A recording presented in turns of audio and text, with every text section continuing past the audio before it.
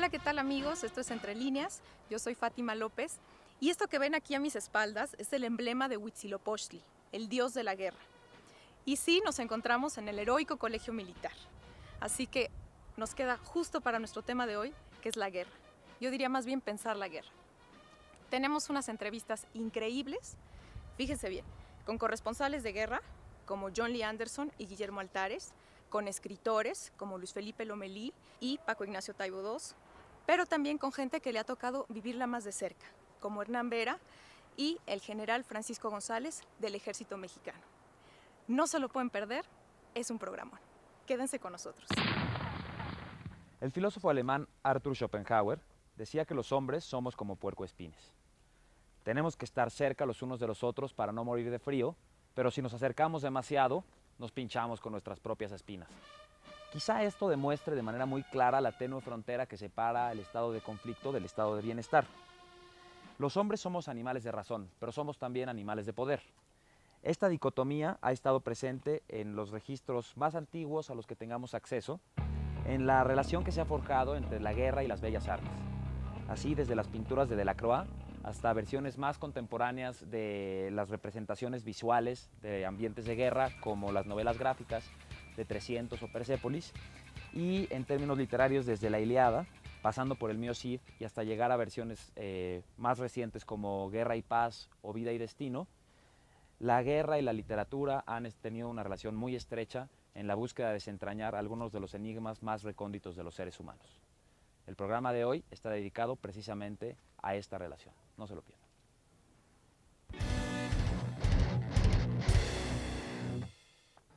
La historia de los conflictos humanos puede dividirse en tres: los conflictos del hombre contra el Dios y la naturaleza, los conflictos del hombre contra sí mismo y los conflictos del hombre contra el hombre.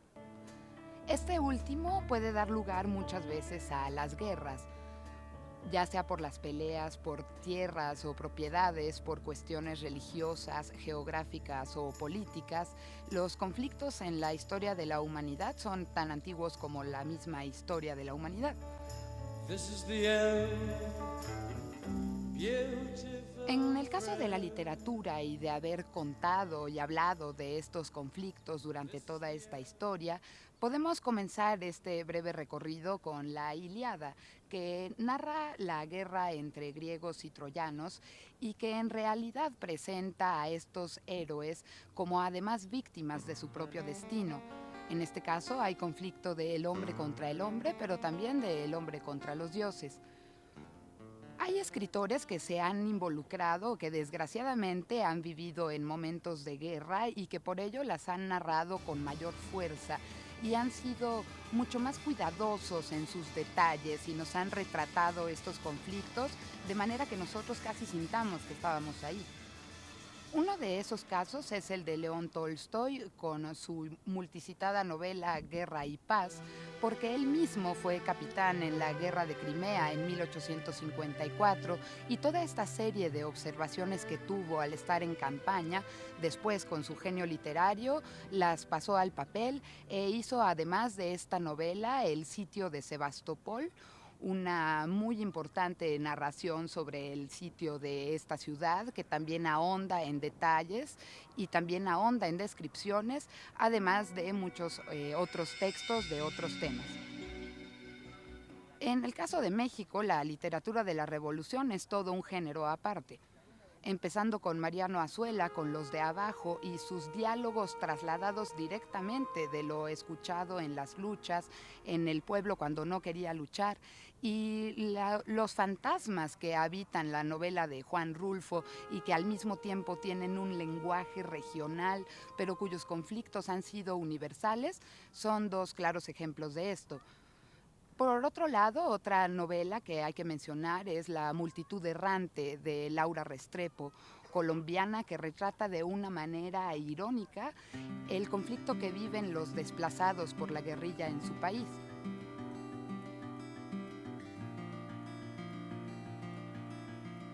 Así, depende de cómo se cuente o quién lo cuente, la manera en la que una guerra puede pasar a la literatura, la manera en la que la historia pasa al imaginario colectivo, porque finalmente la historia también puede ser mucho de literatura.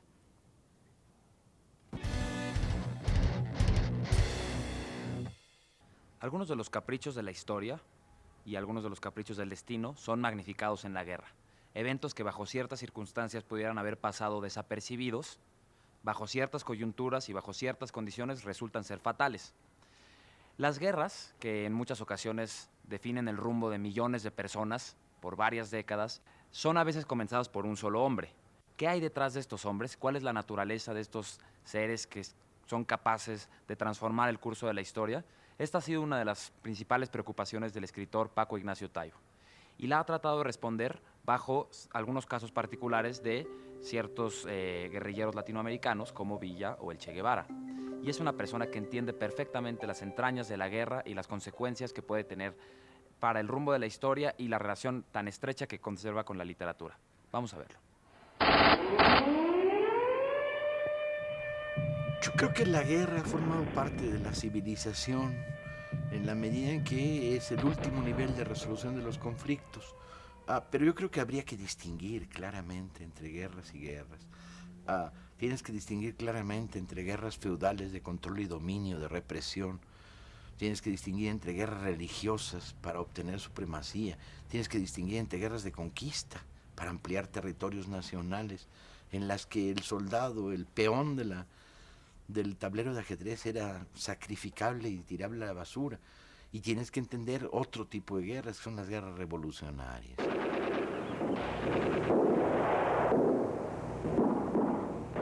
El surgimiento desde abajo de la sociedad de una opción diferente al tipo de estructura que te gobierna, que al tener cerradas las puertas del cambio se expresa bajo la forma de lo que hemos llamado revolución.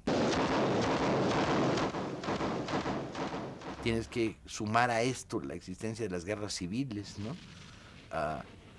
Que se generan generalmente por mecanismos de represión, los golpes de Estado, ¿sí?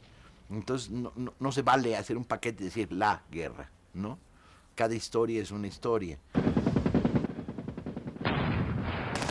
En el caso del Che, su amor por Gandhi no era contradictorio con que lo que había vivido en Guatemala, que era la historia de un golpe de Estado contra un gobierno legalmente constituido que estaba intentando hacer una tímida reforma agraria, y la CIA y las compañeras fruteras y la ultraderecha guatemalteca les lanzan un golpe de Estado. Ante esto, el Che no veía otra opción que la respuesta armada popular. Su siguiente experiencia la va a vivir en Cuba contra una dictadura militar dirigida por Batista, que es una dictadura de torturadores y de asesinos, no solo de negocios turbios. Entonces el Che no creaba una contradicción entre estas dos visiones y fue afianzando un poco en la lógica de los 60s, en el contexto de la guerra de Vietnam, la idea de que cuando las puertas se cierran en América Latina no queda otra que la guerra revolucionaria. La cintura de mi continente aldear. La naturaleza humana intenta evadir el conflicto definitivo porque sabe lo que hay en ello. No nos gusta la idea de la guerra, pero no le podías pedir a la generación de los luchadores argentinos que no combatiera la dictadura. Hubiera sido amoral pedírselo, ¿sí? Como no les podías pedir a los sandinistas que dejaran a Somoza ejerciendo el poder que ejercía. Y las experiencias varían en los resultados, ¿no? En algunos lugares construyeron la base social para futuros cambios, ¿no? En otros lugares fueron experiencias derrotadas, pero dejaron ahí los ladrillos, luego se construirían experiencias democráticas. En otros lugares tuvieron procesos degenerativos, ¿sí? El propio sandinismo vive un proceso degenerativo verdaderamente triste. En otros lugares envejecen y se institucionalizan, y tienen la experiencia de la Revolución Mexicana. Los constituyentes del 17, que hicieron una constitución contra Carranza, bueno, terminaron siendo los papás de funcionarios priistas licenciados en Harvard. Cada historia es una historia, insisto. Tenemos derechos los ciudadanos sobre la vida de los otros, porque los otros tienen derechos sobre nuestras vidas. Tú en estos momentos dices, si llegan disparando, ¿tienes derecho a la resistencia pacífica? Sí. Sí, claro que lo tienes. Pero tienes derecho a responder. Hay una cosa que se llama legítima defensa. Aplícala no solo a los ciudadanos, aplícala a los pueblos. La guerra es la prolongación de la política por otros medios, y aunque la frase me gustaría haberla dicho yo, no la dije yo, la dijo von Clausewitz. El sentido final de la guerra es el poder.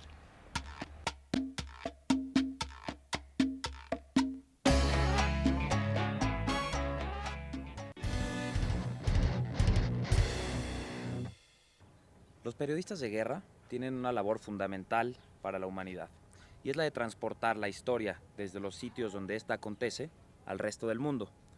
Uno de los periodistas de guerra sin duda más emblemáticos e importantes de la actualidad es el norteamericano John Lee Anderson.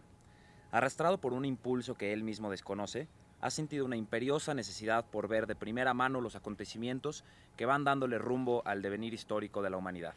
Así, ha estado presente en algunos de los focos de conflicto más encendidos, como son Zimbabue, Irak, Afganistán, y en otros sitios que le han definitivamente cambiado el rumbo de la actualidad y el rumbo de la sociedad moderna, como Venezuela, Cuba y otros países latinoamericanos. Uno de los aspectos que más le han preocupado a Lee Anderson es ahondar en cómo afecta la guerra a los individuos y a los estados. Vamos a escucharlo.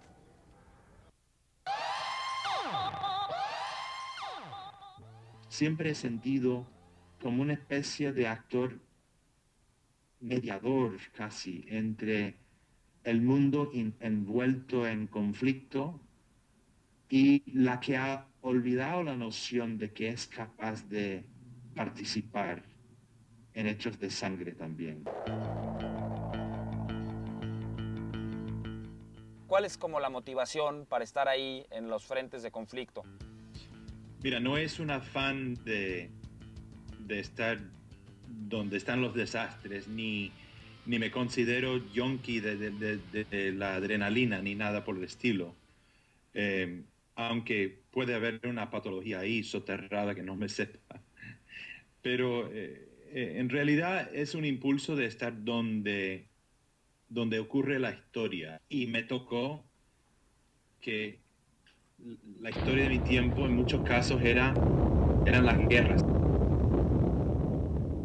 Esquilo decía que la primera víctima de la guerra es la verdad. ¿Consideras que en las guerras modernas lo primero que se aniquila es la verdad? Sí, claro, porque los bandos en conflicto necesitan manipular la información para sus propios fines. O sea, por eso somos importantes, no como individuos, pero como una profesión. Los periodistas, la prensa libre en los conflictos son y es esencial. Subrayo la importancia del papel del periodista en los conflictos, porque es una esencia de la guerra misma, manipular la verdad. Desinformación es parte y esencia de la guerra.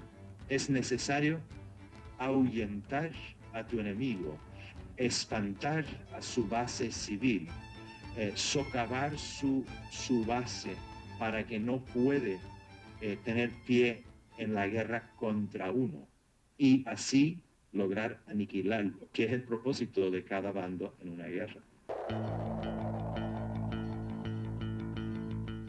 La diferencia entre la relación que establece el Estado con un periodista y la guerrilla, miembros de la guerrilla con un periodista. El Estado ha de avalar la libertad de prensa. Por supuesto, en los estados donde tienen cosas que temer o donde miembros del Estado, aspectos del Estado o son ilegítimos. Naturalmente ahí es cuando vemos asesinatos de periodistas, porque los periodistas son peligrosos, traen la noticia sobre la verdad de los hechos ante un gran público que no lo sepa. O sea, los estados matan a los periodistas cuando tienen que esconder las cosas, ¿no? Ahora,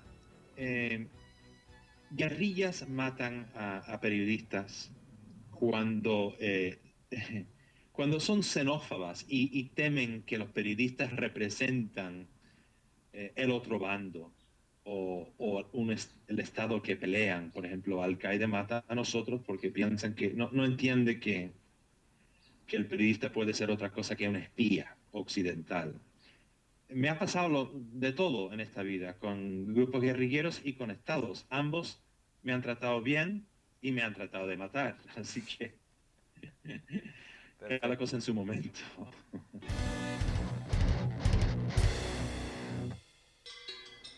Amigos, estamos en la biblioteca del Heroico Colegio Militar y me parece que es el lugar ideal para nuestra recomendación de libros, ¿o no, Diego? Perfectamente. Bueno, pues sobre libros de guerra, por supuesto que hay muchísimos, pero quisimos hacer esta pequeña selección. En primer lugar tenemos Guerra y Paz de Tolstoy, que es un clásico, ¿no?, en esta edición preciosa. Tenemos también de Clausewitz, de la guerra, que es más bien un tratado teórico. Y yo quisiera detenerme más en Yo Otro, de Imre Kertész. Es un autor húngaro que ganó el Premio Nobel de Literatura en 2002 y que a los 14 años es deportado a un campo de concentración que es el de Auschwitz. Por supuesto, es algo que marca su vida y marca profundamente su literatura, ¿no? Toda su narrativa tiene que ver con este tema, pero Yo Otro es más bien una crónica, la segunda parte de sus diarios, en donde él se pregunta qué pasa con nuestra identidad como personas después de haber pasado por una estancia en un campo de concentración, ¿no? Es decir, cómo cambia nuestra forma de ser, nuestra forma de vivir las cosas más cotidianas, las más simples, y en este sentido, pues el ser humano tiene que transformarse, por eso es la crónica del cambio, ¿no? El título, pues obviamente alude a este famosísimo verso de Rimbaud, Yo es un otro. Y pues tú, ¿qué nos traes, Diego? Tenemos también lo que ha sido llamado la versión de Guerra y Paz de la Segunda Guerra Mundial, que es esta brutal novela de guerra de Vasily Grossman, Vida y Destino. Y yo les voy a platicar de Persépolis. Persépolis narra la historia de Margie, que es una niña de 10 años, es una especie de Mafalda árabe, es una niña inquieta, inteligente, subversiva, muy chistosa, que tiene reflexiones tan divertidas como que encuentra un parecido tremendo entre Marx y Dios, por ejemplo, físicamente. Y bueno, Persépolis es una saga de 4 tomos. Editorial Norma ha decidido conjugarlo todo en un volumen. El primer tomo empieza en 1979 con la caída del Shah, digamos, la transformación de Irán en una república islámica. Al principio esto era una buena noticia hasta que se dan cuenta de que es una república fundamentalista brutal, muy represora.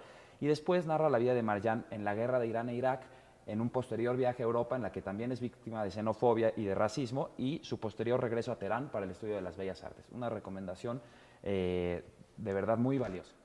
Pues ahí tienen una probadita por si quieren seguir leyendo sobre esto de la guerra.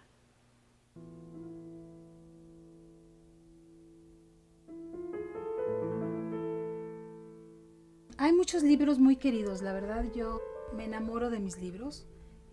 Esta parte de mi casa, digamos, que está en mi recámara, es la parte, así quise que estuviera, o sea, así dispuse esta pequeña biblioteca porque son mis libros sagrados, o sea, es lo mío, lo íntimo. Rosario Castellanos me inspiró una obra coreográfica que se llamó En el umbral.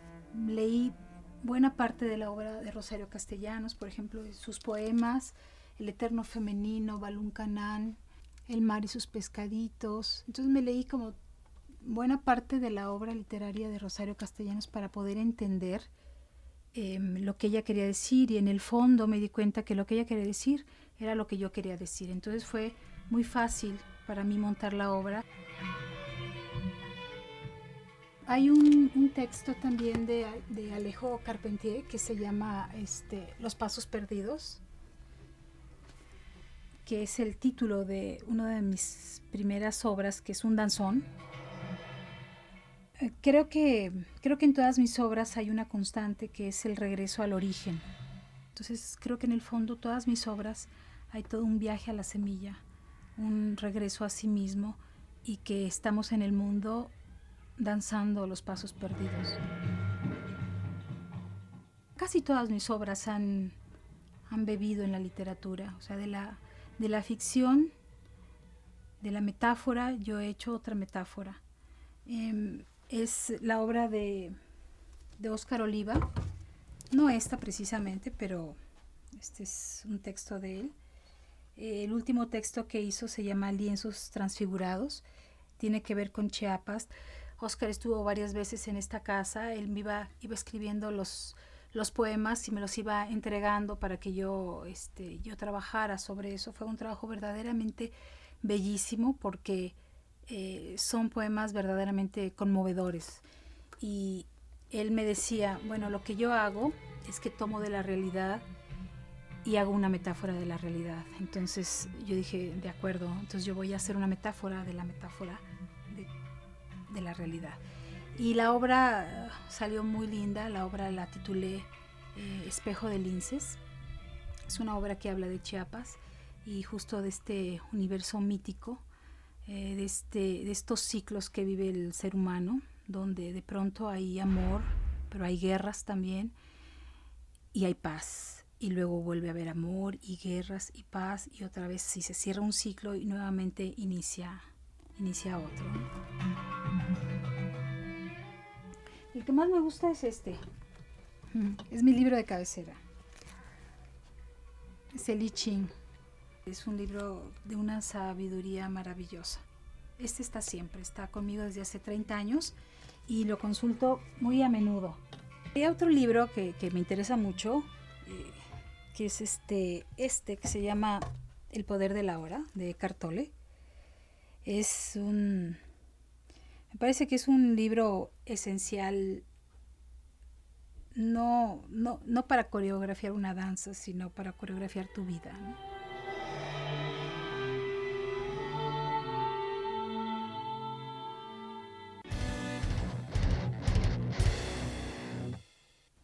Amigos, pues nos estamos viendo cortos en los regalos, la verdad. Y bueno, pues entonces les tenemos aquí Hiperia, de José Luis Zárate. Para aquellos que quieran leer algo de ciencia ficción mexicana, tienen que escribirnos a entrelineas@canal22.org.mx. Y bueno, nos vamos ahora a la cita textual con Silvina Espinosa de los Monteros. Si cada guerra implica la destrucción del espíritu humano, como decía Henry Miller, es evidente lo mucho que hemos dilapidado a lo largo de la historia. De ahí, qué mejor que conocer la opinión de un testigo que lo vivió. Nuestro invitado es el doctor en filosofía, Juan Miguel de Mora, quien a los 17 años, en 1938, combatió en las brigadas internacionales en favor de la República Española. Veamos qué nos tiene que decir. Bienvenidos a Cita Textual. Nos encontramos en el Ateneo Español de México, ubicado en la calle de Isabel la Católica, en el Centro Histórico. Le agradecemos su presencia al doctor Juan Miguel de Mora, quien hoy nos acompaña para platicar sobre su libro La Libertad Sancho, testimonio de un soldado de las Brigadas Internacionales. Muy bien, bienvenido, gracias por acompañarnos. Muchas gracias. Bueno, doctor, pues quisiera iniciar la plática para que nos platicara cuál fue la génesis de este libro. ¿Cómo es que a 60 años de aquellas batallas en el Ebro, más de 60 años, en 1938, decide usted finalmente escribir su testimonio? Bueno, sobre la batalla del Ebro, es una cosa que la más importante de la Guerra de España, y al mismo tiempo de que es la más importante, la más feroz, la más sangrienta de todas. La batalla del Ebro, desde el punto de vista de 1 metro cuadrado de terreno, tuvo tanta metralla como Stalingrado. Entonces la situación es esta: en la guerra de la batalla del Ebro hubo muchos bajas por daños mentales. Hubo muchos soldados republicanos que salieron como zombies y a mí se me borró. Entonces yo lo explico en el libro. Yo estaba consciente de que había estado en la guerra de España, pero en todo lo anterior. La batalla del Ebro se me había cerrado. Entonces, en una de esas llego a Albacete, que era donde estaba el cuartel general de las Brigadas Internacionales, y me encuentro a otros invitados, uno de ellos Harry Fisher, Hoffman, gente de las brigadas, austriaco, norteamericano. Harry Fisher y yo empezamos a cambiar impresiones y entonces de pronto me acordé de toda la batalla del Ebro. Y fue cuando escribí primero la parte que se llama Cota 666 y ya después todo el libro, desde la llegada hasta la salida mía de España. Y en el caso de este libro, aunque suena medio cliché preguntarlo, pero por lo mismo para quien no ha estado en una guerra, ¿qué es lo que necesitaba? Bueno, decir? yo particularmente lo que necesitaba era librarme de esa cortina de oscuridad que me había hecho. Es una cosa increíble. Yo le he preguntado a algunos psiquiatras y me han dicho que no es insólito, que esto ha ocurrido. Sí. Yo me acordaba de la guerra en general que había estado, pero de la batalla del Ebro, nada. En ese sentido, con los escritores que he hablado que han vivido la guerra y que han tratado de narrar la guerra, tienen como una sensación ambivalente después, porque por un lado, como se menciona en el libro, este asunto de, bueno, después de la guerra, para los que no estuvieron ahí, solo quedan las películas y los libros. Sí. Pero también, como igual mencionas, quien no estuvo ahí no sabe qué pasó. La magnitud. Entonces es como esta imposibilidad, esta necesidad de contar lo que se vivió. Pero al mismo tiempo la dificultad para que se transmita lo que uno realmente... la necesidad de contarlo y la seguridad de no poder transmitirlo. Entonces, ahora sí que como dijera Intocable, ¿y todo para qué? Es una contradicción, pero si uno no luchara más que creyendo que va a vencer, no lucharía uno nunca.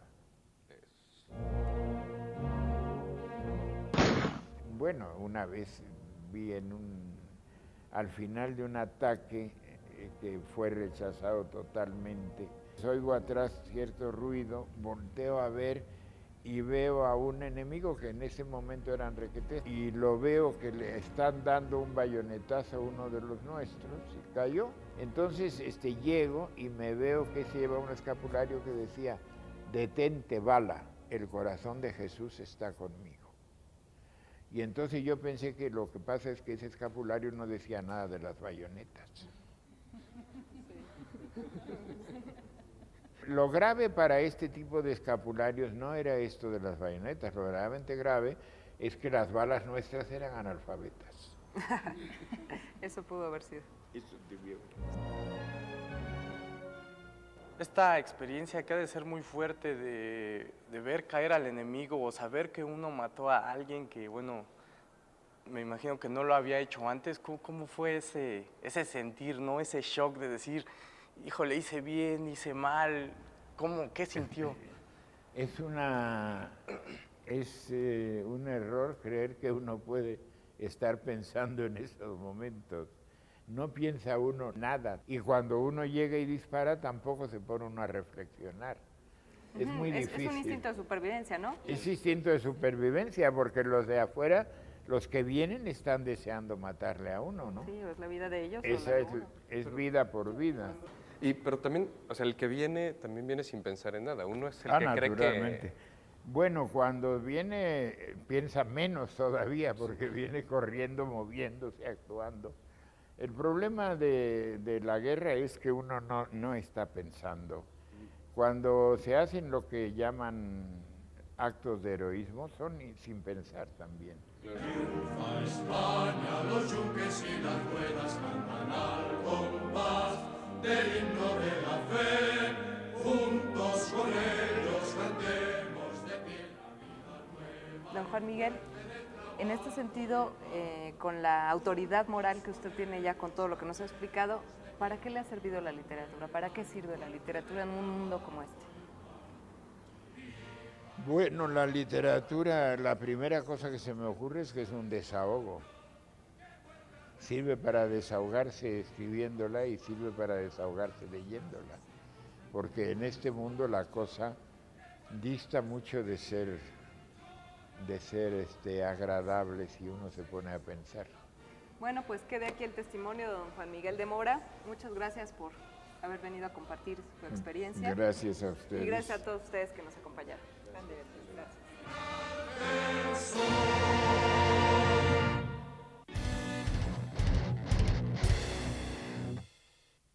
¿Qué crees que seamos en este momento? ¿Sujetos u objetos?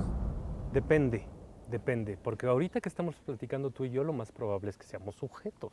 Yo no platico con las cosas, pero a la hora que nos están viendo en la televisión, probablemente seamos la representación en la pantalla de cristal de algo y entonces nos convertimos un poco en objetos.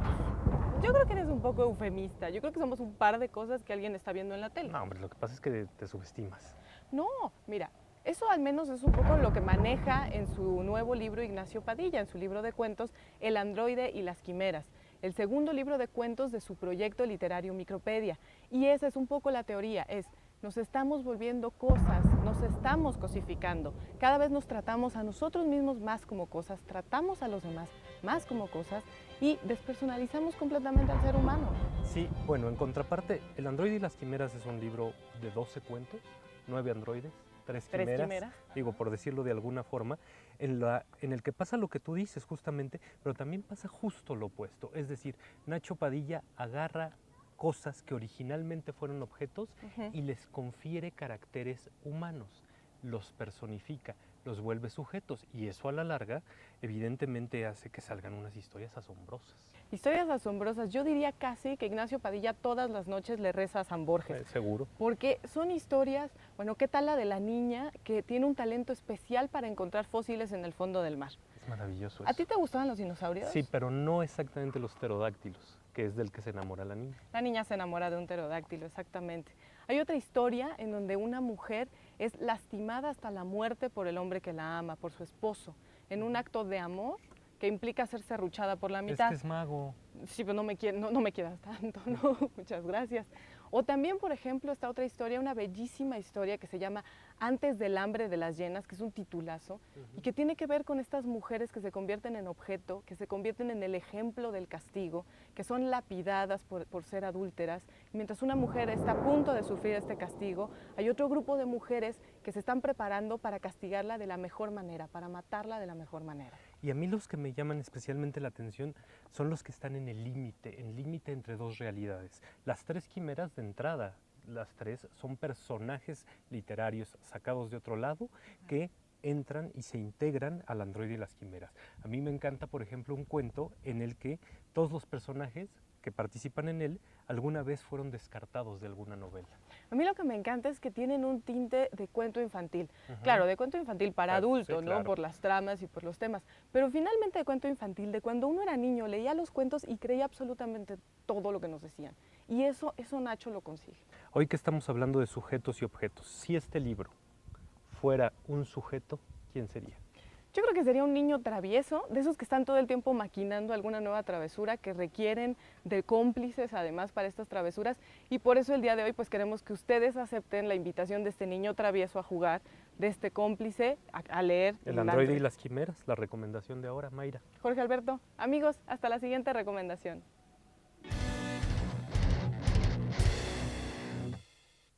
Pues bien, amigos, ahora les vamos a presentar 2 entrevistas. La primera es con Guillermo Altares, un periodista español que como corresponsal de guerra le tocó cubrir Irak, Afganistán, Líbano y desde hace más o menos 1 año y medio trabaja como editor en uno de los suplementos literarios más importantes en español, que es Babelia. Y después tendremos a un joven escritor mexicano, Luis Felipe Lomelí.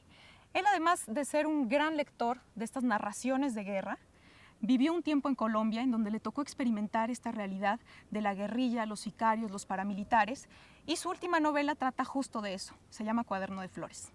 Vamos a verlos.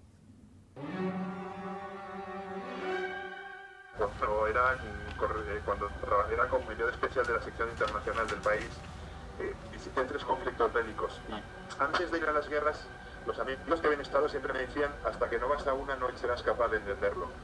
Y es verdad, por eso yo creo que los grandes textos literarios sobre la guerra son aquellos que consiguen transmitir esa sensación al lector. Cuando uno lee algunas páginas de Kapuscinski o cuando uno lee algunas páginas de Michael Herr, se da cuenta del inmenso talento que tienen esos escritores, porque sí son capaces de transmitir ese miedo físico y ese deterioro humano que provoca la guerra, son capaces de transmitirlo con certeza.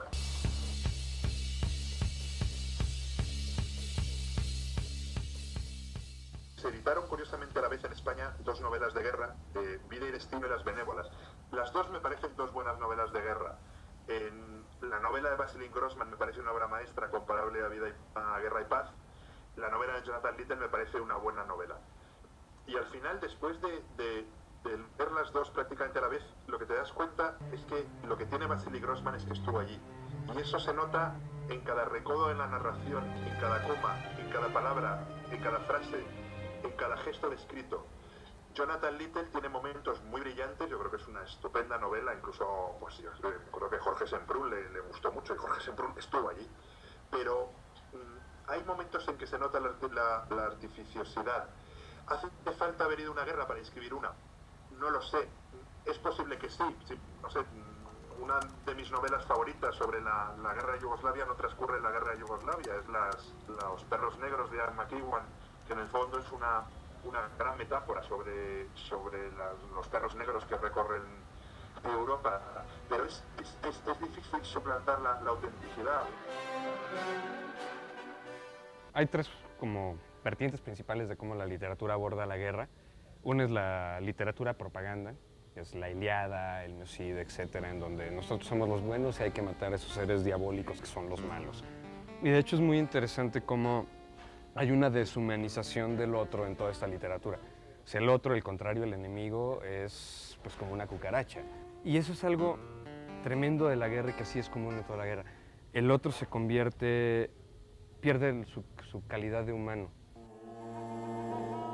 Otro tipo de literatura es como el tipo testimonio, donde está el que es casi igual que la épica, con la única diferencia que en vez de que ganáramos, perdimos. Ahí estaría toda la literatura sobre el Holocausto, Imre Kertész, etc. También está en el testimonio la literatura que sería como el parteaguas a la siguiente, que es donde el enemigo no es ya este ser malvado, terrible, sino que es una especie de cosa amorfa que pues de repente puede llegar y trastornar tu vida. Que un ejemplo de eso sería la novela de Belio Rosero, Los ejércitos, que de hecho, quién sabe quiénes sean los malos, simplemente son ejércitos que llegan y trastocan a la sociedad y le cambian la vida. Y la tercera forma es tratar de ponerse en los pies del otro, y entraría toda la literatura en donde el personaje pues, es un celador de un campo de concentración o un torturador de la guerra sucia, un general, etc. Y en este rubro tendríamos, por ejemplo, la obra de Nadine Gordimer. En este asunto de la tercera forma de ponerse en los zapatos del otro, no es tanto este asunto tan bonito, tan católico de perdonar, sino de darse cuenta de que uno cualquiera puede ser capaz de las más terribles aberraciones y atrocidades. Que en una guerra uno es perfectamente consciente de que puede matar a quien sea niño, viejita, señor o lo que sea, y porque también lo pueden matar a uno.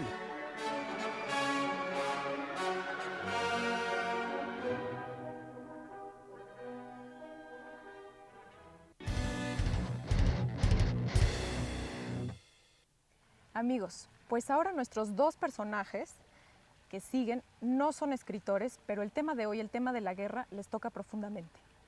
Uno de ellos es Hernán Vera.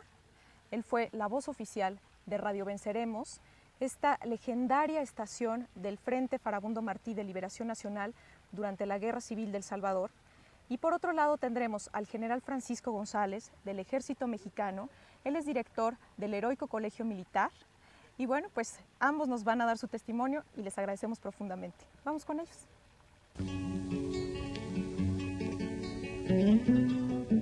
El sentido de la guerra para la guerrilla salvadoreña fue el resultado de un montón de luchas políticas. Había una situación económica tremenda, de una pobreza extrema muy grande, un sistema político muy cerrado, que llegó el momento en el que la gente tuvo que tomar la decisión y decidieron lanzarse a la guerra para cambiar el país.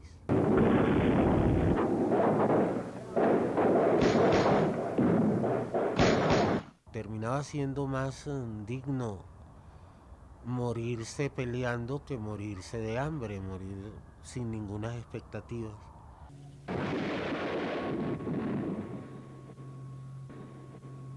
Para la guerrilla este era el propósito,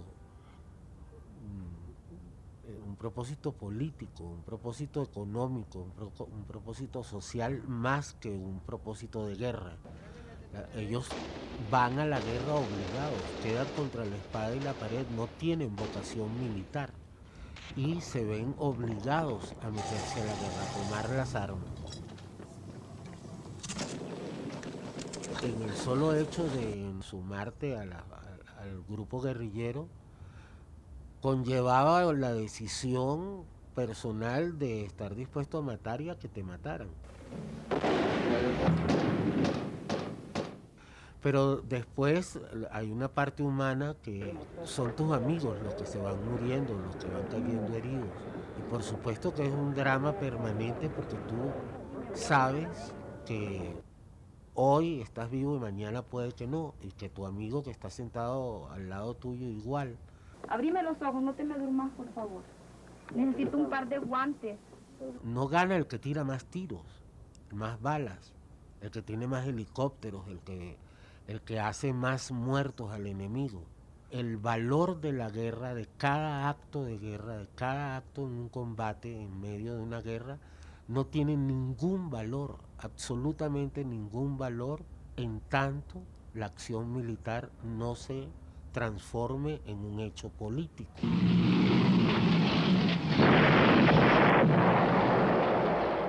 Como hombre, lo más importante para mí es poder ser el mejor soldado que pueda tener mi país. Soy un apasionado de lo que hago, me gusta, soy soldado por convicción. Nosotros somos un ejército de paz, de defensa de nuestra soberanía, de nuestra integridad del territorio nacional.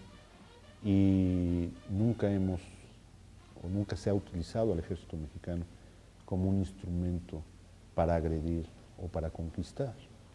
Entonces, nuestras acciones normalmente han sido en defensa de nuestro país. Yo considero que la historia del ejército mexicano es, por decir, la historia de México. México ha tomado, o los mexicanos han tomado las armas a través de la historia para mantener su libertad, su soberanía, su igualdad. A veces lo ha hecho con grupos disciplinados y a veces lo ha hecho con ejércitos revolucionarios. Pero creo que la existencia del ejército mexicano va a un lado en forma paralela, pero siempre con ella, el pueblo de México.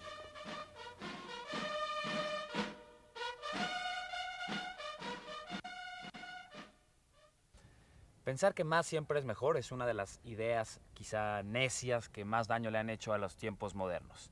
Llenar las calles de coche y nuestras vidas de artículos inservibles ha sido una constante de los últimos años a partir de la Revolución Industrial. En el mundo de los libros esto no es la excepción. Y nuestros amigos de Océano nos mandaron 5 ejemplares de los demasiados libros de Gabriel Said para regalárselos a ustedes. Escríbanos por favor a entrelineas@canal22.org.mx si quieren entender la problemática que aqueja nuestra industria editorial moderna. Estamos llegando a la parte final de nuestro programa, para fortuna de los jóvenes cadetes militares que llevan un año encerrados aquí sin ver a una mujer y que se están desquiciando aquí con Fátima y Mariana. Y vamos a nuestra sección de cine con nuestra querida Mariana Linares. Hola Fátima, hola Diego, pues gracias otra vez por la invitación y estar aquí con ustedes. Vamos a hablar de películas cuyo contexto es la guerra y cuyos protagonistas son escritores.